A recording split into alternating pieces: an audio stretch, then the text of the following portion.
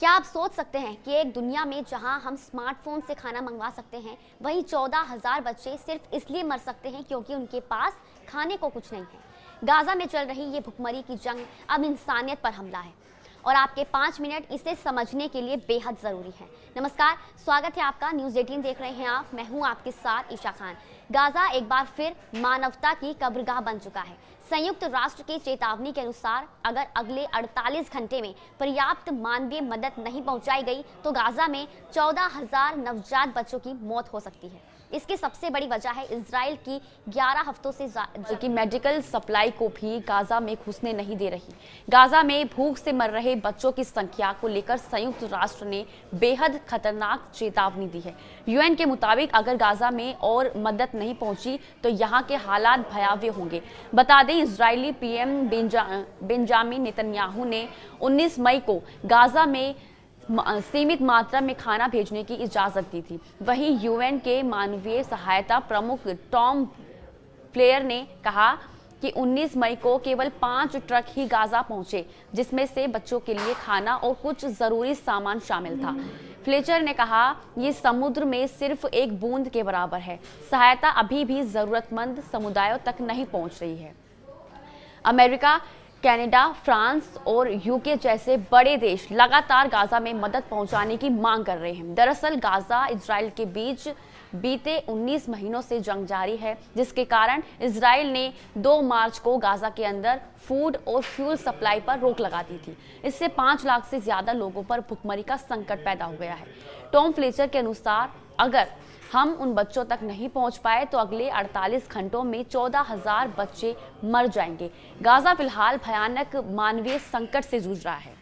पानी, बिजली, दवा और खाने जैसी बुनियादी जरूरतें लगभग खत्म हो चुकी हैं। अस्पताल में जगह नहीं है और हजारों बच्चे भूख और कुपोषण से तड़प रहे हैं। यूएन ने इसे मानव निर्मित संकट बताया है और कहा है कि ये पूरी तरह रोका जा सकता है अगर अंतर्राष्ट्रीय समुदाय दबाव बनाकर तुरंत राहत सामग्री पहुंचाने की व्यवस्था करे। यूएन ने साफ कहा है कि ये संकट मानवीय से ज्यादा राजनीतिक है। जब तक राहत सामग्री को खुद की रणनीति से अलग नहीं किया जाता, तब तक बेगुनाह बच्चों की जान बचाना असंभव है। टॉम फ्लेचर ने सभी संबंधित पक्षों से अपील की है कि ये बच्चों की जान बचाने को प्राथमिकता दें और तुरंत अगला 48 घंटे इतिहास के सबसे शर्मनाक पलों में गिने जाएंगे।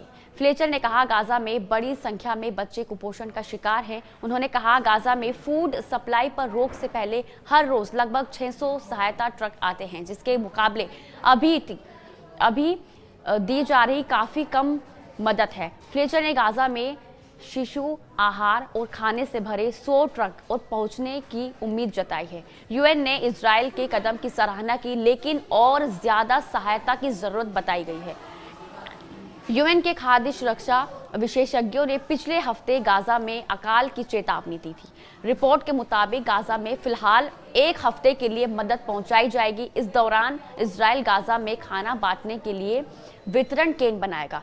ये सेंटर इजरायली सेना की निगरानी में रहेंगे और इसका संचालन अमेरिकी कंपनियां करेंगी। नई व्यवस्था के तहत गाजा के लोगों को गाजा ह्यूमैनिटेरियन फाउंडेशन के जरिए मदद दी जाएगी। हालांकि कई सहायता एजेंसियों ने इस योजना की आलोचना की है। उनका ये कहना है कि इससे मानवाधिकार का उल्लंघन होता है। बता दें, गाजा ह्यूमैनिटेरियन फाउंडेशन स्विट्जरलैंड में रजिस्टर्ड है। पूर्व अमेरिकी मरीन जैक बूट्स इसे चलाते हैं। संयुक्त राष्ट्र का कहना है कि ये गाजा ह्यूमैनिटेरियन फाउंडेशन के साथ काम नहीं करेंगे क्योंकि ये निष्पक्ष नहीं है। गाजा में गाजा ह्यूमैनिटेरियन फाउंडेशन के 4 वितरण केंद्र खोले जाने की तैयारी है, जबकि यूएन के पूरे गाजा में 400 वितरण केंद्र हैं।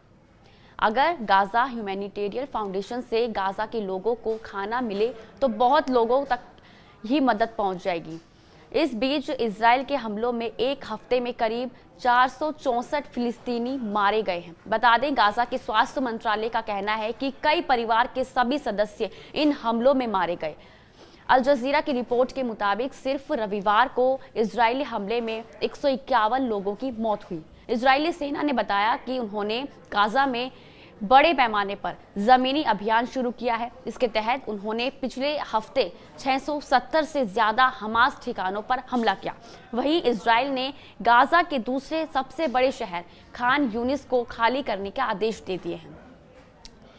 आंतरिक सुरक्षा मंत्री इतमार बैन ग्वीवर और दूसरे दक्षिणपंथी नेताओं ने इस फैसले की आलोचना करते हुए कहा कि ये हमास को ऑक्सीजन देने जैसा है। पहले हमास को खत्म किया जाना बहुत जरूरी है। पिछले कई महीनों में गाजा में यूएन और बाकी एजेंसियों के साथ भंडार पूरी तरह से खत्म हो गए हैं। खाने पीने की सामानों की कमी के चलते गाजा में भुखमरी का खतरा बढ़ गया है। इस वजह से अमेरिका समेत कई देशों का इजराइल पर दबाव बढ़ रहा है, जिसके बाद पीएम बेंजामिन नेतन्याहू ने रविवार को गाजा पट्टी में जरूरी मदद फिर से शुरू करने का आदेश दिया है। नेतन्याहू ने कहा है कि गाजा में मदद पहुंचाना जरूरी है ताकि गाजा में भूख की स्थिति पैदा ना हो सके, क्योंकि इससे हमास के खिलाफ चल रहे सैन्य अभियान को नुकसान हो सकता है। उन्होंने कहा कि इजराइल ये सुनिश्चित करेगा कि मदद सिर्फ जरूरतमंद लोगों तक पहुंचे और हमास को ना मिले। हर दिन लाखों लोग सूप की एक कटोरी के लिए लंबी कतारों में लगते हैं, लेकिन अधिकतर खाली हाथ लौट जाते हैं। प्रधानमंत्री नेतन्याहू ने स्पष्ट कर दिया है कि जब तक सभी बंधक रिहा नहीं होते और हमास का खात्मा नहीं होता, युद्ध जारी रहेगा। यहाँ तक कि उन्होंने स्वैच्छिक पलायन के नाम पर गाजा की जनसंख्या को कम करने की बात कही, जिसे मानवाधिकार संगठनों ने जनसंहार की रणनीति करार दिया है। तीनों देशों के नेताओं ने चेतावनी दी है कि इजराइल ने गाजा पर हमले नहीं रोके और वहां आवश्यक वस्तुओं की आपूर्ति पर लगी रोक हटाई तो उसके खिलाफ कार्रवाई की जाएगी। जबकि फ्रांस के विदेश मंत्री जेन नोएल बेस्ट ने कहा कि फ्रांस इजराइल के साथ अपने लंबे समय के संबंधों की समीक्षा कर रहा है। इसके जवाब में इजराइल के प्रधानमंत्री बेंजामिन नेतन्याहू ने कहा है कि उनका देश बर्बर लोगों के खिलाफ युद्ध लड़ रहा है, इसमें विजय प्राप्त होने से पहले वहां नहीं रुकेगा। इसी के साथ आज के लिए बस इतना ही। नमस्कार।